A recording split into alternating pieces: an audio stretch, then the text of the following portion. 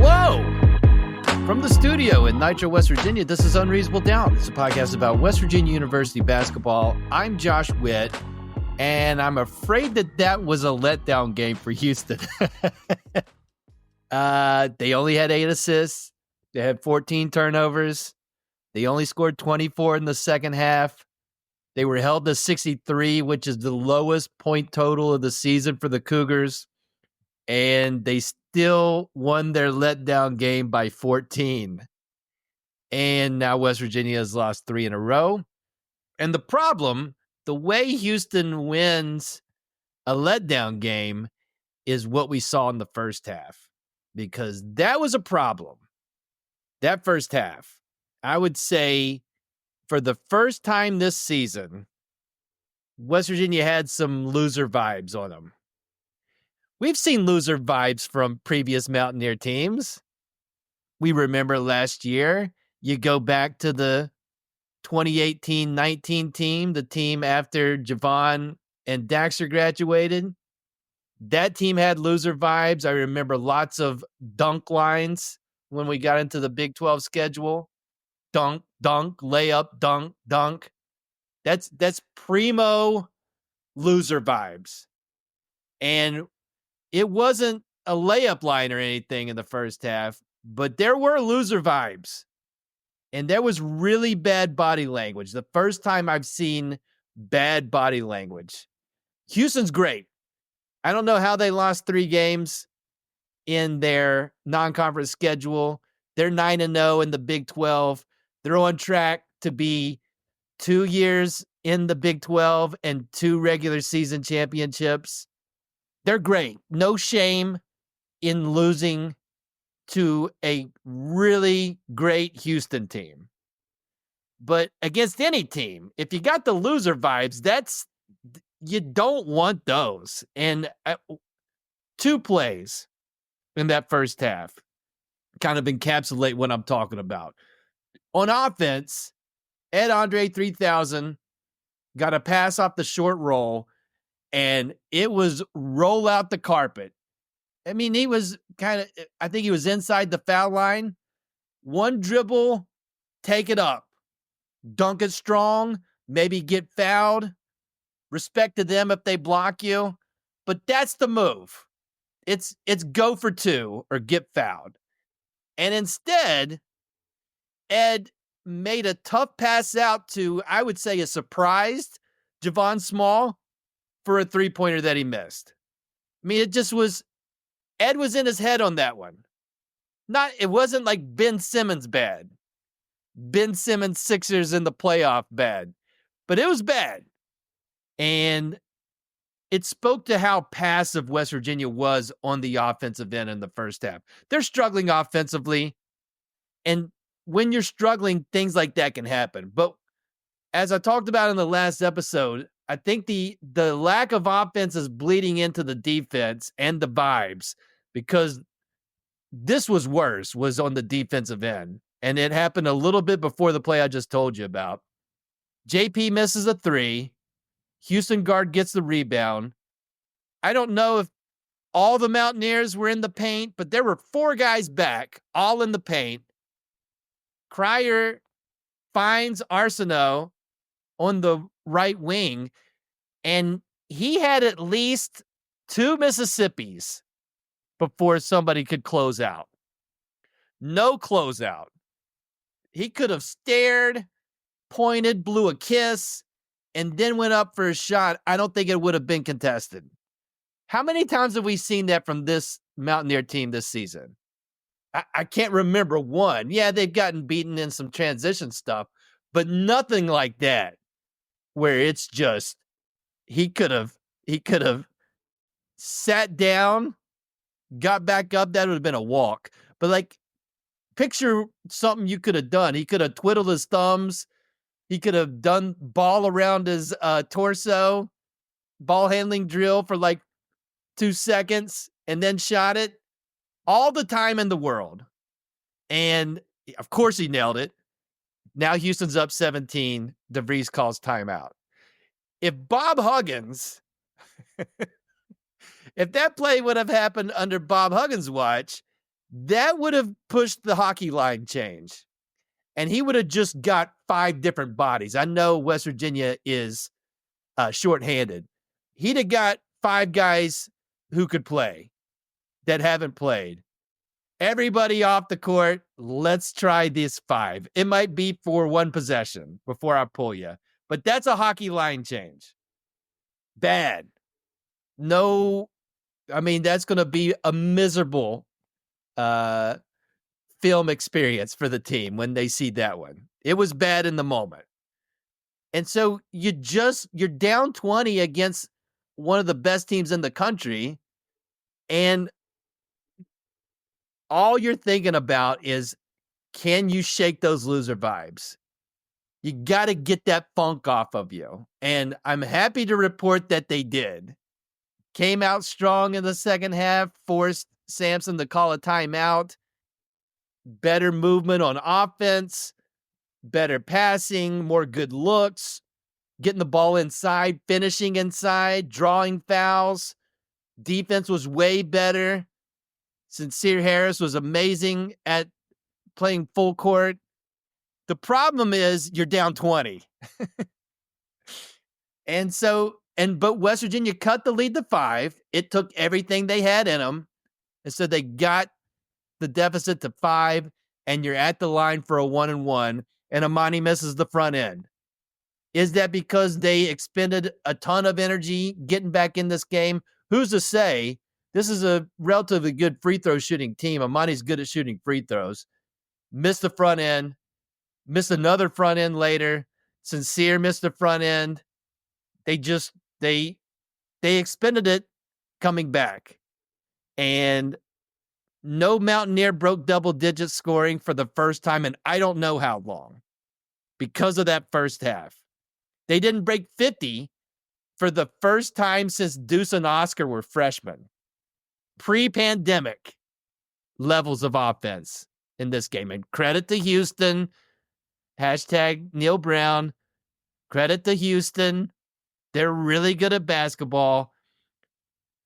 But it wasn't good. Second straight game, they didn't get to 20 in the first half. Not good. They're shooting 23% from 3 the last 3 games. And so you can look at that stat and say, have they hit a wall? I hope not, because there's 11 games left. I mean, falling back 11 games after hitting the wall, not great. And Javon bumped his knee, gutted it out for the last few minutes of the game, but he had a lower body injury. Matter of fact, which guy that played tonight didn't slowly get up at one point? I lost track. I don't think Jonathan Powell or KJ Tenner, I don't think they got up slowly, writhing in pain. But I think everybody else on the team at one time got up gingerly, and they all hit the deck. I think to a man, everybody's back ended up on the floor. And I mean, that's it. I mean, what's the good from this game? Joe had 9, which is 5 more points than he's had the last 3 games prior. So it's good to see Joe get more minutes and earn those minutes and play well. Okani had a great second half. Sincere had a great second half. Got his 4th foul. Got 2 fouls in 1 possession. That was rough. But you'd rather see that than the vibes we saw in the first half. And the good from this game is the loser vibes that they had in the first half and the bad body language. That disappeared. They needed that. If that went from 20 to 35, now we're in crisis mode for this particular season and the future of this particular team, because that's a full lay down situation with 11 games to go. And that is hard to come back from. So you lose this game.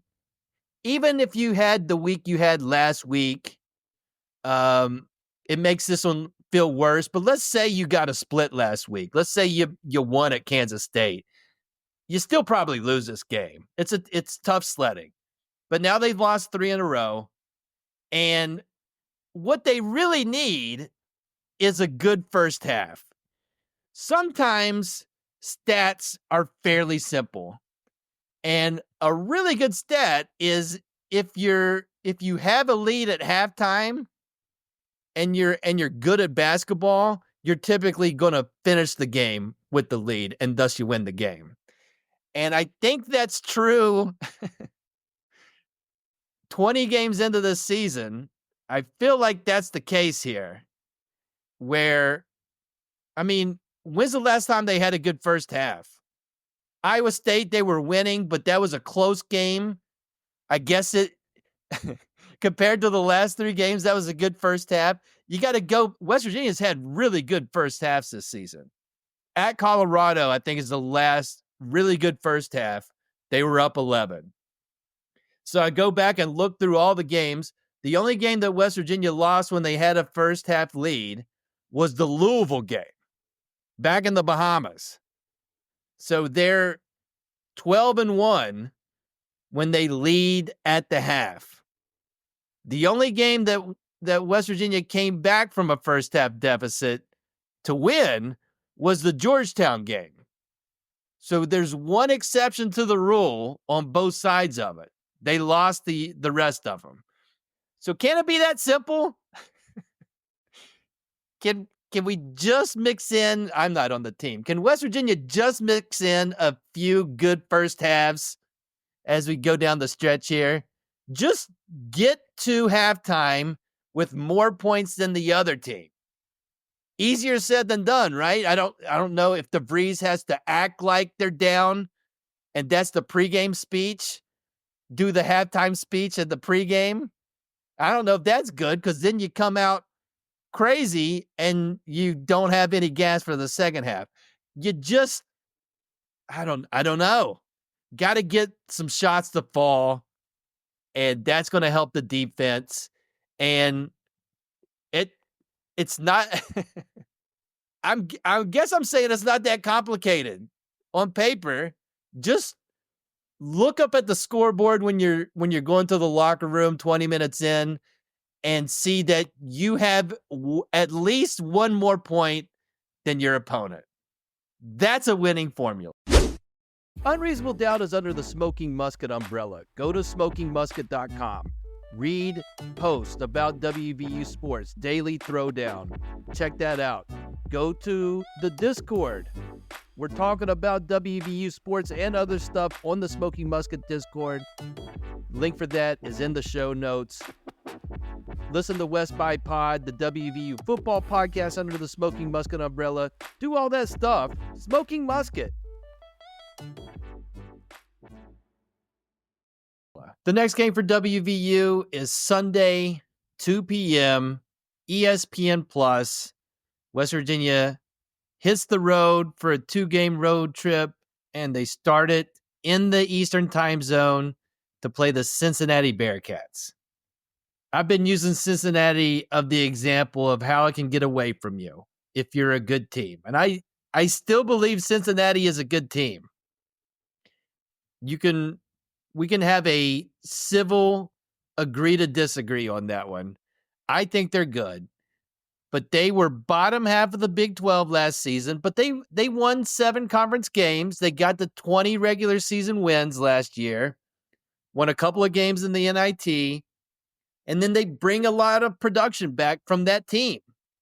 And in the preseason, they were picked 6th. They go 10-1 in their non-conference schedule. They're ranked 16 in the AP poll. And then conference play starts. And they lose their first 4 Big 12 games and find themselves 2-7 going into this game with the Mountaineers. And the stats say they're really good at defense again, just like they were last year. The defense hasn't been the problem. The problem has been offense. West Virginia was held to under 50 for the first time since pre-pandemic. Cincinnati this year in Big 12 play, they scored 40 at home versus the Jayhawks. They went to Waco and scored 48. So they've done it twice this season. And like West Virginia, they've only broke 70 once in Big 12 play. So really a similar profile as West Virginia. Good defense overall, struggling offense. Cincinnati is better at offensive rebounding than the Mountaineers. They've got a big 7-footer. They have length all over the court. And so they're better at getting rebounds, which West Virginia struggles with at times, especially against a really good Houston team that lives on that stuff when they need to. And Cincinnati needs that for any kind of offensive production, it seems like, this season. And both teams need a win. I think this one's whoever gets the 50 wins. And even more precise, based on what I said in the last segment, whoever has the lead before Red Panda or whatever the halftime entertainment is, whoever's got more points in the first half, I think they're going to take this one. I haven't looked at how Cincinnati's done. I'm just going by West Virginia's performance in that category. Good first half, good omen. Losing. Now, what if they're tied? Then I guess it'll go to overtime. I would get in your betting app and bet that the game will go into overtime. If you can do that. The last time West Virginia played a Big 12 Sunday game on the road, it was at Colorado, and they won that one. I think Cincinnati's better than Colorado. And I can say that confidently. I think one of Cincinnati's Big 12 wins is versus Colorado at Colorado. Can West Virginia get another Sunday Big 12 road win? Can they please do that? I mean, 5-5. What's the difference between 5-5 and 4-6 in the conference? It's just one game. It's just saying they're at 500 versus a losing record as they currently have and would have if they lose Sunday. It's one game. They're going to be a underdog. West Virginia will be. It's going to be a rock fight. Can West Virginia win a rock fight? Can West Virginia win? Okay, they've lost 3 in a row. That kind of missed the whole winning thing. We'll see what happens. That's it for this episode of Unreasonable Doubt. Listen on all the platforms, or just pick one: Apple Podcasts, Overcast Podcasts, Spotify Podcasts, Pocket Cast Podcasts, YouTube. Until next time, I'm Josh Witt. WVU for the 2024-2025 season. They have 13 wins and they have 7 losses.